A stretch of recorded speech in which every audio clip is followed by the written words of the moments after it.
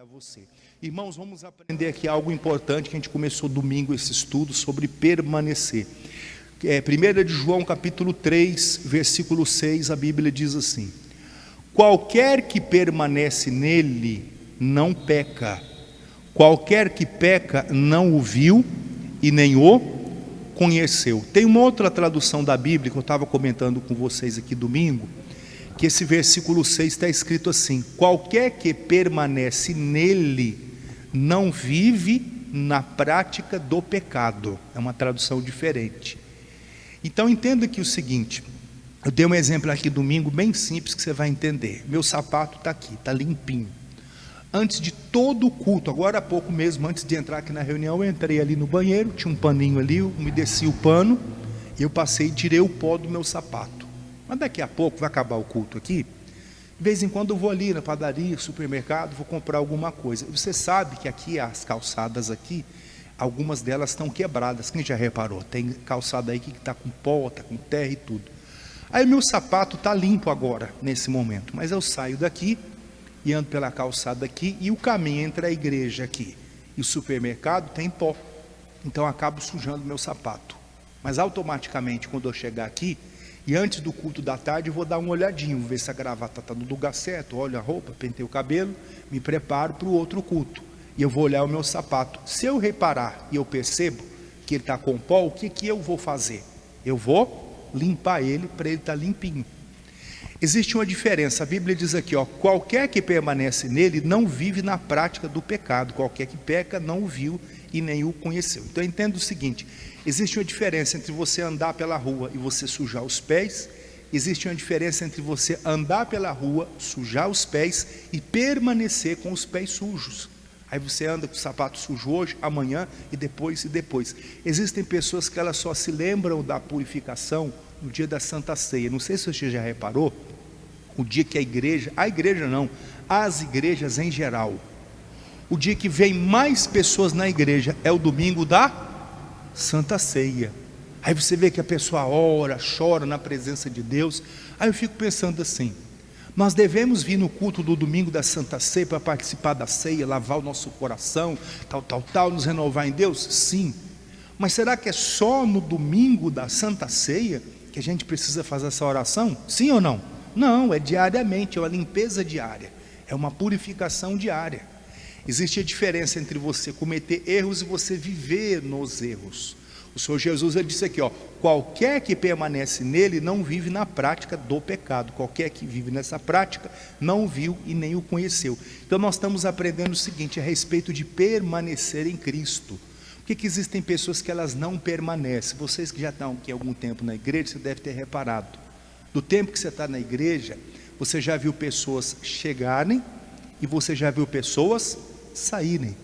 Você já deve ter reparado que vem gente, fica um período, aí daqui a pouco você vê que aquela pessoa já não está mais, aí ela desaparece, e aí vem outra pessoa no lugar. Mas por que aquela pessoa ela não permaneceu? E às vezes, tristemente, de vez em quando você encontra alguém por aí, até fazendo coisa errada. Puxa, pastor, eu tinha uma vizinha que vinha na igreja e tudo, era de Deus, batizou, estava firme na igreja, mas não sei o que aconteceu, e a mulher está afastada, está bebendo, está se drogando, está fazendo coisa errada por aí, está uma bagunça danada, a vida é bela. O que houve? É que ela não permaneceu em Cristo. Ela veio à igreja, ela aprendeu as músicas da igreja, ela ouviu as pregações, mas ela não permaneceu. Eu estava falando sobre o João capítulo 15, o Senhor Jesus ele disse, aquele que estiver em mim e eu nele, esse vai dar muito fruto. Então nós temos que estar em Cristo. Estar em Cristo é estar na palavra. Então o primeiro passo aqui para nós permanecermos em Cristo é estar nos purificando a cada dia. Agora você vai lá para 1 de João capítulo 2, é a folha de trás aí. 1 de João capítulo 2, versículo de número 6. 1 de João 2, 6. É a folha de trás aí, está pertinho. 1 de João 2, 6 diz assim, aquele que diz que está nele, também deve andar como ele andou. Lê mais uma vez aí. Aquele que diz que está nele, também deve andar como ele andou. Aí eu estava pensando assim, irmão, como é que foi que Jesus ele estava andando aqui na terra? O que ele estava fazendo quando ele estava aqui na terra? Aí eu tentei entender o seguinte: no dia, por exemplo, mal, no dia da adversidade, como é que Jesus se comportou? Aí eu estava lendo o Evangelho de Mateus, lá no capítulo 4, quando o Espírito Santo levou Jesus ao deserto. Aí fiquei pensando, o que tinha no deserto? No deserto não tinha absolutamente nada. No deserto tinha areia quente, no deserto tinha escorpiões perigosíssimos, serpentes perigosíssimas. Um dia desse eu vi o noticiário aí que tem um tipo de serpente que não é daqui do Brasil, e teve um rapaz que ele importou, contrabandeou uma serpente, e a serpente picou ele, quase que ele morreu. Teve que fazer transfusão de sangue, hemodiálise, tratamento, quase morreu. Uma picada de uma serpente, e essa serpente ela não é do Brasil, mas ela é dessa região lá de Israel, essa região onde que Jesus ele estava lá no ministério terreno dele. Serpentes perigosíssimas, escorpiões perigosíssimos, de dia muito quente. Se você acha que a época do verão aqui faz muito calor, que você nunca viu ou nunca esteve lá, para você ver 60 graus, imagina que você está na sombra, na época do verão, lá naquela região do deserto, 60 graus à sombra, se arrumar lá uma sombra, e você está a 60 graus, se aqui, quando está 32, está 33 graus, está todo mundo passando mal, imagina você na sombra, passando a temperatura de 60 graus, dá para fritar, dá ou não dá? E essa é a situação do deserto. Jesus no deserto, durante o dia, calor escaldante, e à noite, frio, temperatura negativa. Escorpiões perigosíssimos, serpentes perigosíssimas, e sem nada para comer, 40 dias e 40 noites sem se alimentar. Ele estava lá no jejum. Aí diante dessa situação aqui diz, aquele que diz que está nele, também deve andar como ele andou. Aí ele foi tentado em algo que ele tinha necessidade. O que ele fez? Ele venceu o inimigo com a palavra. É assim que a gente tem que fazer também. Às vezes você é tentado, tem gente que acha que tentação é só tentação moral, é adultério, é o assalto. A pessoa, eu fui tentado a roubar não sei o que, fazer. Não, irmãos, às vezes a tentação vem com um mal na sua saúde. Você, o que eu faço agora? A pessoa se desespera. Não, eu vou olhar para a palavra, eu vou olhar para o que diz a palavra de Deus, porque quem está em Cristo, aqui diz, aquele que diz que está nele, também deve andar como ele andou.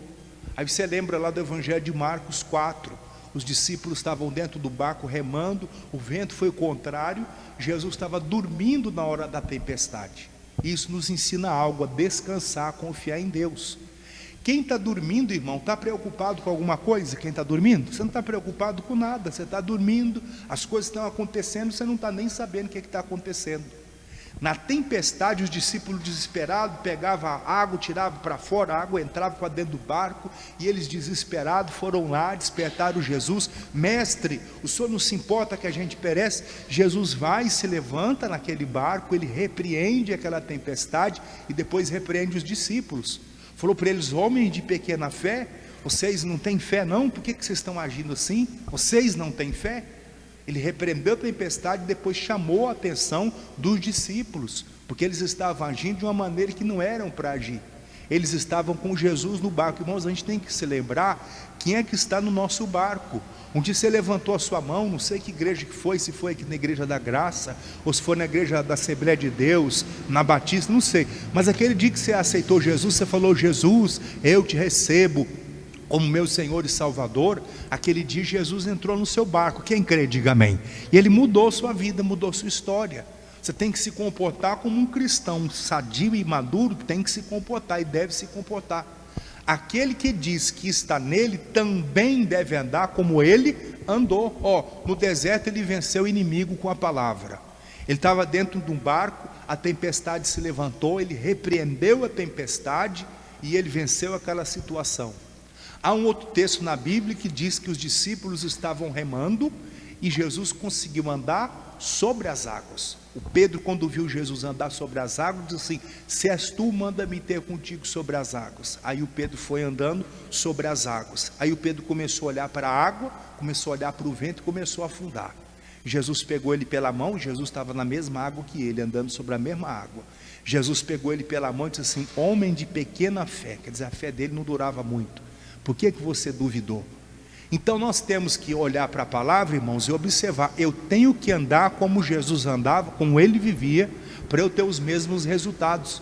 Aquele que diz que está nele, está escrito aqui, também deve andar como ele andou. Outro passo aqui, irmãos, para nós permanecermos em Cristo.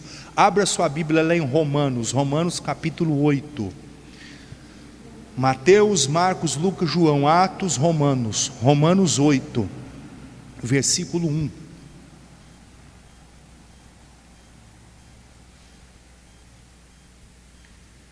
Romanos 8, 1.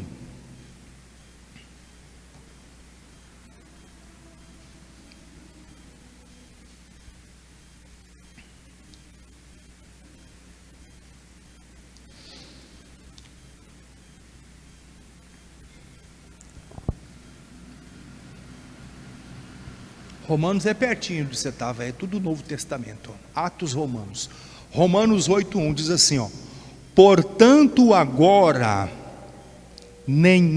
quantas condenações há?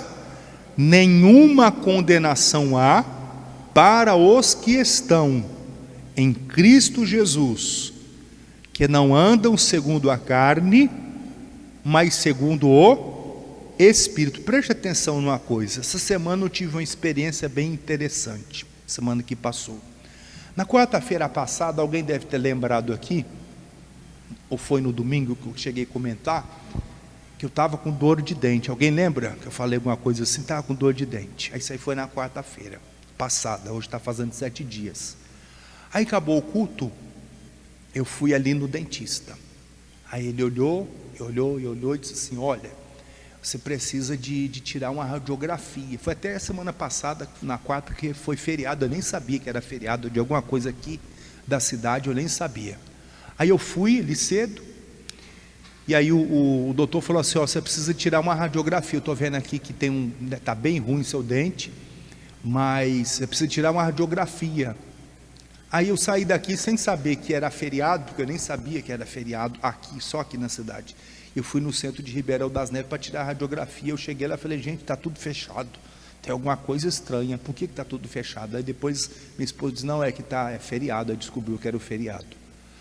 Aí fui lá, não consegui, no outro dia consegui tirar a radiografia. Na sexta-feira levei a radiografia, o doutor falou, vamos tirar o dente então, esse dente aí está perdido. A coisa curiosa, aí eu cheguei lá, foi marcado o horário de tarde, acho que foi 3:30 da tarde, foi marcada a extração do dente. Aí quando cheguei lá, ele mandou deitar, aí ele passou anestesia, colocou a gotinha assim, depois injetou a anestesia no dente, eu nem senti a agulha entrar, já estava anestesiado, o produto repassou em cima, e aí ele extraiu o dente que eu não senti, e mexeu, mexe daqui, mexe dali, eu só senti os estralos, foi quebrando tudo e arrancou o dente. E eu achei até interessante, você, puxa vida, ele está arrancando o teu dente, está dando a dor, mas você não está sentindo nada. Aquele produto de anestesia faz com que você não sinta a sua carne.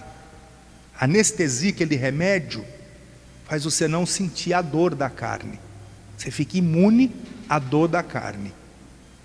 A Bíblia diz que quem está em Cristo, está escrito aqui, portanto agora nenhuma condenação há para os que estão em Cristo e que não andam segundo a carne. Quando você está em Cristo, as coisas da carne ficam como se fossem adormecidas, você não sente mais.